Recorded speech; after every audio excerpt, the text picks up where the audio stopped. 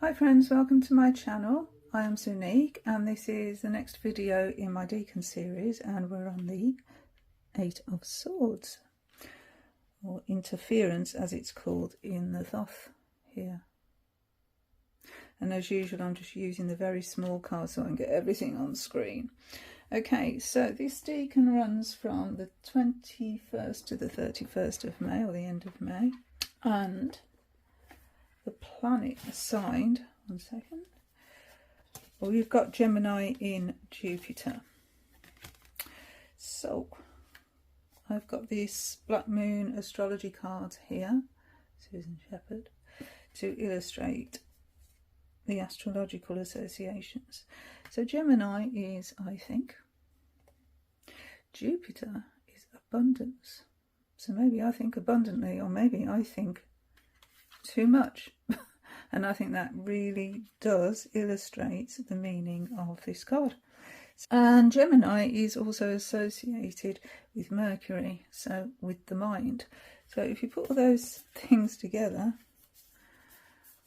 as a sentence almost, I think, my mind, abundance. So abundant thinking in my mind, yes, that makes perfect sense. Abundant thinking in my mind with this card here. So from my research on Gemini, the twins, as I said, ruled by Mercury. Mercury is all about fast communication, fast ideas. And Gemini, the twins, is dualistic. So it's about options, choice, trying to make a decision, and then actually committing to that decision. And apparently Gemini isn't too adept at keeping to one decision. They like to see all the options. So it's a little bit of a challenge for Jupiter. Because the thing about making a choice is one thing has to go, doesn't it? So if you've got two options and you choose one, then the other one has to be discarded. There's a track by the band Rush which always comes to mind for me, and the lyric goes, if you choose not to decide, you still have made a choice. And so we have a dilemma, and I often think of this card as analysis paralysis. Well, analysing all those swords obviously are to do with the mind. And the mind is dulled there because the swords are actually in the ground. The points aren't sharp. They're being dulled down. Which would mean your mind, your thought processes are dulled down. And especially if you haven't got access to sight. So everything that's going on there is going on in your mind. And it's going round and round and round, most probably. And Jupiter is an expansive planet. Yeah, it's all about good fortune. I'm a Sagittarian and this is my planet, Jupiter. But apparently we're on the other side of the zodiac. And yeah, that would make sense because my birthday is in December and we are currently in May. And it's a very optimistic energy, Jupiter. And this doesn't look very optimistic at all, does it? That optimism is being blocked. That energy is blocked.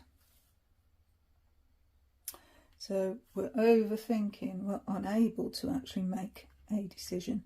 Now the thing that I found really interesting, I haven't read this in any book or anywhere, but it occurred to me the fact here that we've got 3 swords on one side and 5 swords on the other. And if we're trying to make a decision, I'll be trying to make a decision between the 3 of Swords and the 5 of Swords. Now the 5 of Swords is obviously a chaotic energy, 5s are, and the 3 of Swords is overcoming heartache and betrayal. So maybe this figure here has suffered some sort of a betrayal, and this has led to the mind being in chaos and not being able to actually think straight. this figure here is also on mud. But what also interested me is the fact that those feet seem to be hovering above the mud. They're not actually in it. She's not actually stuck in that mud. But this sea here, if this sea comes in, then that could be quite a different story. And that could be the wake-up call this figure needs, to actually discard those loose bindings and just walk away. Walk away before the water, the sea, the emotions overwhelm. And we have to take action. So I often think of the Lovers as the choice card, making that choice. And here we've got the Ace of Swords, unable to make a choice. And here we have the Wheel of Fortune that doesn't give us a choice. So that's quite a paradox, really, isn't it? Because that Wheel of Fortune, fate, will happen. And we really don't have a say in it. We can sort of control our lives to an extent, but there are some things we cannot control in life. And so we may think we've made the right choice, and here we have the Three of Swords saying maybe we actually haven't made the right choice. We're on our own now, our partner has left, and life goes on.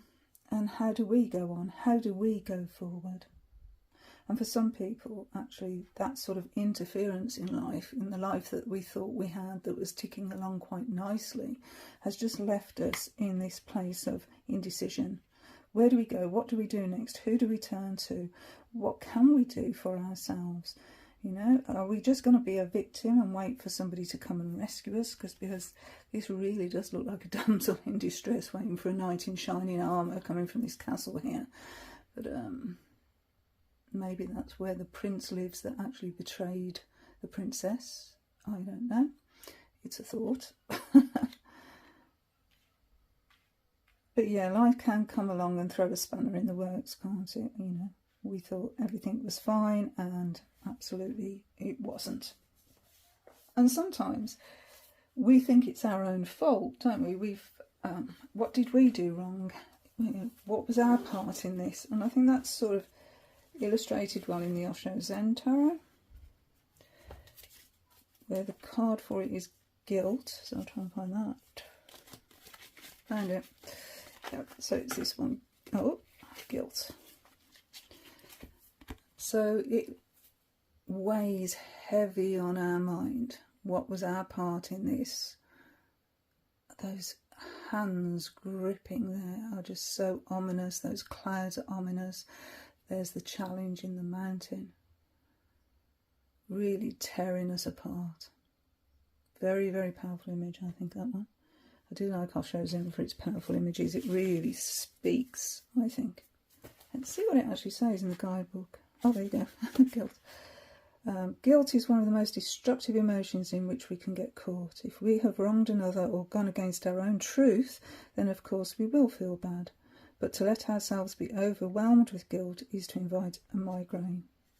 We end up surrounded by nagging clouds of self-doubt and feelings of worthlessness to the point where we cannot see any of the beauty and joy that life is trying to offer us. We all long to be better people, more loving, more aware, more true to ourselves, but when we punish ourselves for our failures by feeling guilty, we can get locked into a cycle of despair and hopelessness that robs us of all clarity about ourselves and the situations we encounter. You are absolutely okay as you are, and it's absolutely natural to go astray from time to time. Just learn from it, move on, and use the lesson not to make the same mistake again, which is really, really good advice for this card. So in this deck, the Tarot of the 78 Doors, which is the latest one with the Total Tarot magazine, then the card here, the Eight of Swords, really echoes that Osho message. We have got these phantoms in our head giving us that migraine, and this figure here is just trying to get away from this situation. So that echoes that. But what happens if we do take guilt on board? Well, I think that's really apparent in Tarot Avatara. I'll just get that. Okay, Tarot Avatara, Gabby Angus West, one of my absolute favourite decks. And in this one, I've got to find it. There it is. There we go. Eight of Swords. Dear Frida here has found escapism in substances, or substance abuse is what this card is talking about. So in order to actually escape all these things going around your head and to cut it off and, you know, get some peace of mind, then, you know, there is a danger of substance abuse. Find it in the card. I don't think I'm going to read this out because, as usual, it's very emotive, this deck. Very, very emotive. All about self-hatred, self-sabotage, all dressed up as self-sacrifice. Not being able to think clearly, not being able to change. So it's about distraction and medicating, self-medicating. So we're finally lost in a cloud of thick choking smoke and no mirror can find me. Yeah, it's, like I say, it's an emotive deck. It's not for everybody, it can trigger, but yeah. Beautiful.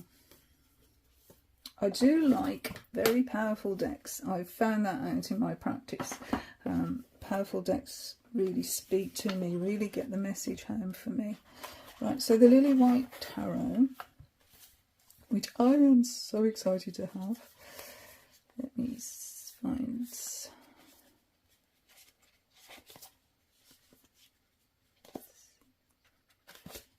There we go. We have a bird trapped in a cage.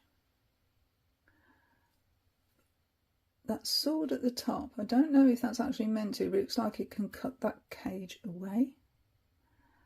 But that's just an indication of the suit that we get in, you know, all the cards. You get an indication of the suit at the top. But I just thought it was quite interesting the way that it's actually splitting the rope that's holding this cage, that's keeping this bird from being able to fly and see the bigger picture. So although that bird is not actually blindfold, it is unable to fly away and see it from a different perspective. And I also found that in Tarot Roots of Asia. But in this one, and the reason I got this one, and so I looked at this one, was because of our Thoth card here of interference, because apparently these blades in the background here signify different cultures from around the world. So different philosophies, different religions, that sort of thing that's blocked here, which I found really interesting. So I thought I'd look at a deck from a different culture, which is why I looked at this one, the Tarot Roots of Asia.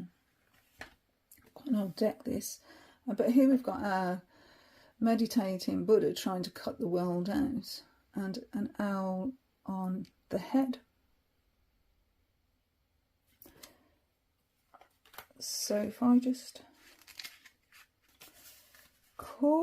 Causes of ruin. In the bombardment of pain and suffering, we choose to close our eyes and become stuck in that place of darkness.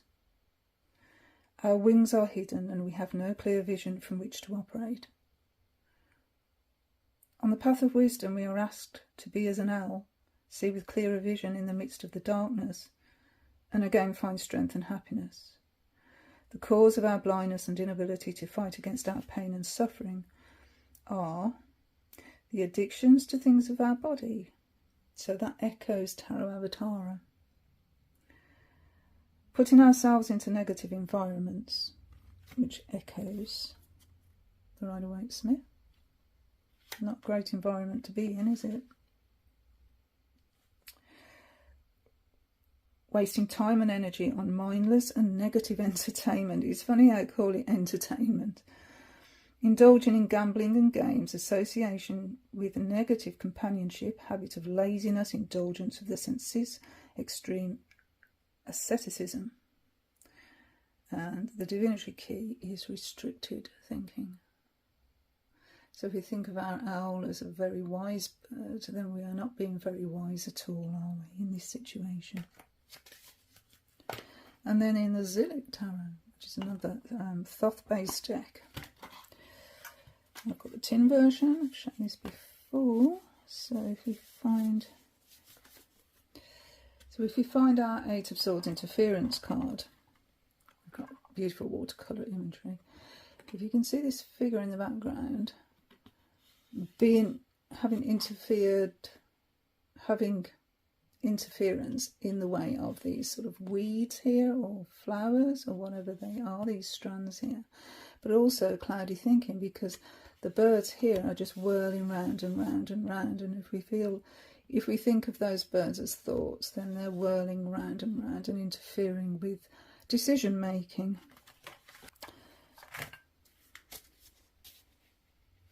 It says, swallows flutter all around this overwhelmed woman.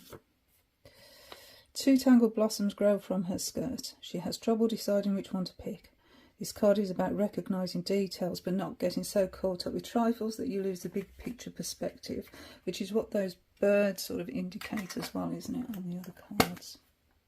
And then the other deck I wanted to look at was the Star Tarot, because this deck is just absolutely amazing. So if we can find the card here, there we go. We have quite a different image, but it sort of echoes as well, because here we've got this bird again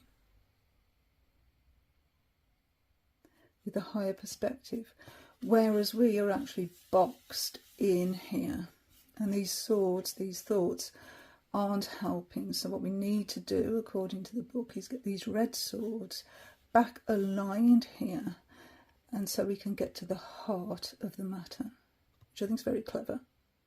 Really clever depiction. So that's the Star Tarot.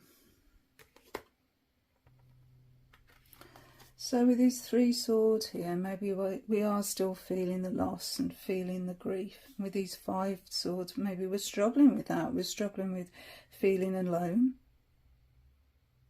You know, we're outside the castle here. There's no support there. There's no support from anybody else, you know, like in the Lovers. And maybe that choice we made has given us pause for thought. And we are constrained and restrained by our own thought patterns here. And the structure and foundation of everything we thought was true has been taken from us, and we're on slippery ground now. You know, it's like the rug's been pulled from under your feet. And if we think maybe as well as the swords being words, as well as thoughts, so maybe, you know, the cruel words of other people have cut us down to size, and they've prevented us, like these two swords here are blocking, they're preventing us from being creative. They are, you know, we've lost confidence maybe.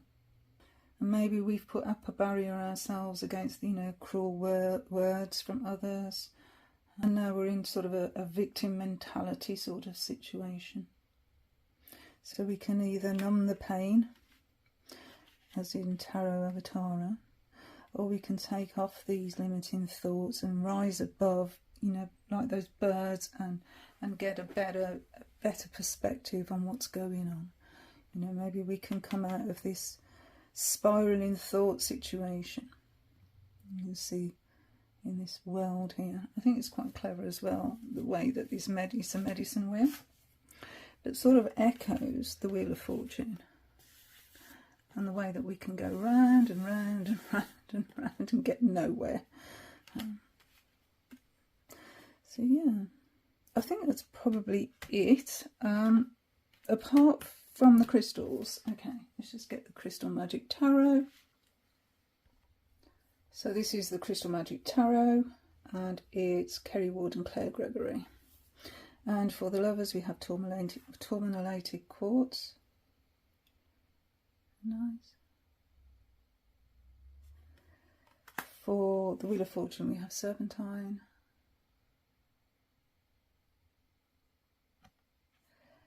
And then for the Eight of Swords itself, sunstone.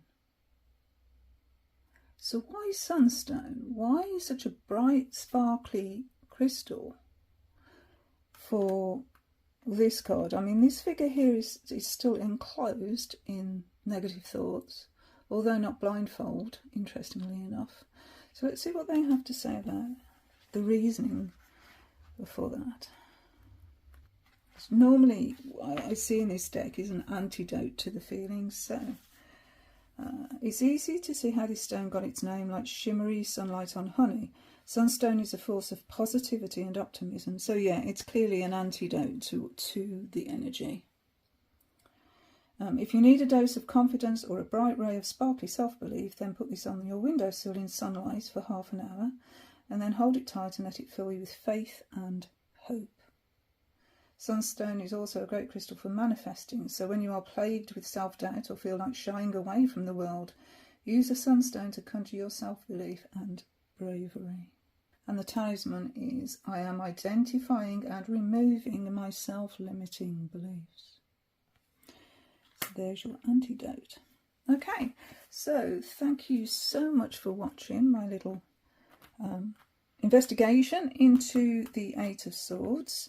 I must admit it's been very much an Eight of Swords time for me during this Decan. I've really felt this energy in many different ways, and so I'm glad to get out of it. But then we're on to the Nine of Swords, the Nightmare card, so maybe not so keen to get into that one, but we shall see. I'm sure I'll find something positive in it, because I'm a Sagittarian and Jupiter is my planet and we are all about optimism. So anyway, thank you so much for watching. Until the next time, thank you. Bye friends, bye.